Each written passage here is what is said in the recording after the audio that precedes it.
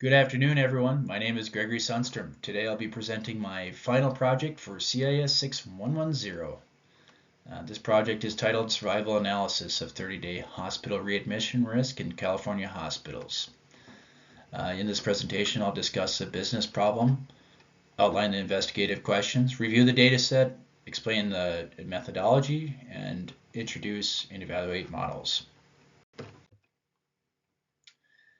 The American healthcare system faces a ton of challenges, and one persistent issue is a high rate of 30-day hospital readmissions. High readmission rates create significant burdens on healthcare providers. Not only do they lead to increased operational costs, inefficient use of clinical resources, but they also have a negative impact on patient outcomes and satisfaction. In California, this issue is particularly acute, with many hospitals struggling to maintain quality care while managing the financial penalties associated with excessive readmissions. By reducing readmissions is a critical goal for both improving patient care and managing costs. This project aims to shed light on which hospital and regional factors are most strongly associated with a higher risk of 30-day hospital readmission in California. Some of these factors can help hospitals and policymakers focus their efforts on targeted interventions that could ultimately lead to more effective resource allocation and improved patient outcomes. So to address this problem, I came up with these questions. Which hospital level factors, such as risk-adjusted readmission rates and hospital performance ratings, are most strongly linked to likelihood of a 30-day readmission? How do regional factors, particularly county level differences, influence a 30-day readmission rate? What is the overall impact of these combined factors on the probability of readmission? How can they inform targeted interventions? These questions guided my analysis and model development, ensuring that every step was aligned with understanding the root causes of high readmission rates. The dataset I used was obtained from data.gov and consists of real-world hospital-level data from California. It includes vital variables such as county, hospital, measure, risk-adjusted rate, number of deaths, readmissions, number of cases, and hospital rating. One important limiting factor of the dataset is that it only flags whether a readmission occurred within 30 days rather than providing detailed time to event information. This limitation, as you will see, has a substantial impact on the modeling approach. My analysis methodology was twofold. First, I attempted a survival analysis using Kaplan-Meier curves to model time to readmission. However, because nearly all hospitals recorded a readmission by day 30, the Kaplan-Meier curves dropped to 0 at the 30-day mark, which limited their discriminatory power. As a result, I turned to logistic regression to better analyze the binary outcome of whether a hospital had at least one readmission within 30 days. In this approach, I first created a binary variable, readmitted underscore 30, which 1 indicates that a hospital experienced at least one readmission, and 0 indicates none.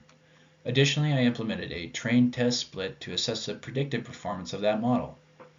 This step involved ensuring that factor levels, particularly for the variable county, were consistent between the training and test splits, thereby avoiding common errors such as factor county has new levels. First, I constructed the Kaplan-Meier survival model. By creating a survival object with a fixed follow-up period of 30 days, I was able to generate survival curves stratified by hospital rating. However, due to the dataset structure, nearly 100% of hospitals had a readmission. Their survival probability plummeted to 0 by day 30, leaving limited differentiation among groups. This limitation was clearly noted in the model summary. It also influenced my decision to complement this analysis with a logistic regression model. Logistic regression model was designed to predict the binary outcome, which was readmitted underscore 30, using predictors such as risk-adjusted rate, hospital rating, and county. I split the data into training set 70% and a test split 30%. I then ensured that factor levels were consistent between them. Despite encountering warnings about perfect or near perfect separation, where some predictors were almost perfectly were able to predict the outcome. The model was able to produce estimates. I evaluated the model using ROC curve and calculated the AUC, which provided a measure of the model's discriminatory ability. In both cases, the models confirmed that nearly all hospitals experienced a readmission within 30 days. However, while the Kaplan-Meier analysis illustrated the limitations of the data set in capturing time-to-event variation, the logistic regression, though challenged by near-perfect separation, allowed me to derive odds ratios that offer actionable insights. The Kaplan-Meier curves clearly showed that the survival probability, or the probability of not being readmitted, was effectively 0 by day 30 for all groups. This indicated that almost every hospital has at least one readmission, underscoring possibly a systematic issue. In the logistic regression model, even after accounting for hospitals and regional factors, the coefficients were unstable and the odds ratios for most predictors did not vary significantly due to the near-perfect separation in the data. For instance, predictors such as hospital rating, risk-adjusted rate, despite being statistically significant in theory, were overshadowed by the fact that nearly all hospitals experienced readmissions.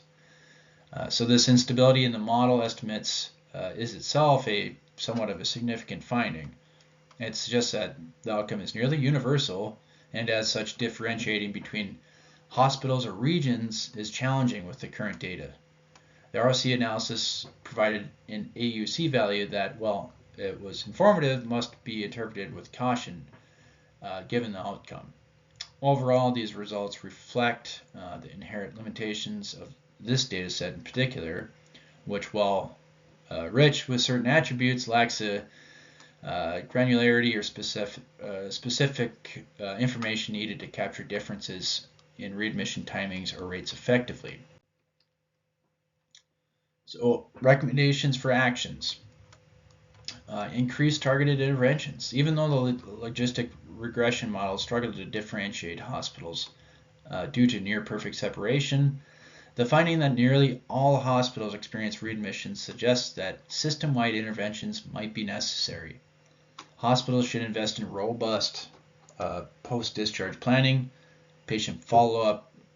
This might help reduce readmission rates. Improve data collection techniques. There's a very clear need for more granular data. Future data collection efforts should aim to capture the actual time to readmission rather than a binary indicator at 30 days.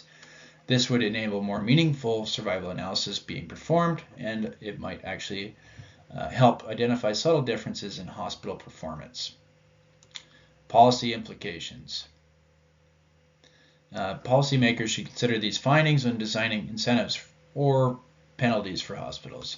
Given that the outcome appears nearly universal, blanket penalties may not be the most effective approach. Instead, targeted support and resources for hospitals and regions with slightly higher readmission rates could potentially be more beneficial. So in conclusion, my analysis reveals a significant challenge. Nearly every hospital in California experienced a 30-day readmission. The data structure made it really difficult to find nuanced differences between hospitals or regions. Both the survival analysis and logistic regression approaches confirm this limitation. Although these modeling techniques struggled with near-perfect separation, the process provided valuable insights into the limitations of the data, as well as the need for more detailed information. Also, the findings suggest that systematic rather than individual interventions may be required to address the overly high readmission rates. Additionally, they highlight the importance of collecting more granular data to better understand and differentiate hospital performance. Thank you for listening to my presentation. I hope you guys had a fantastic end of your semester. Take care.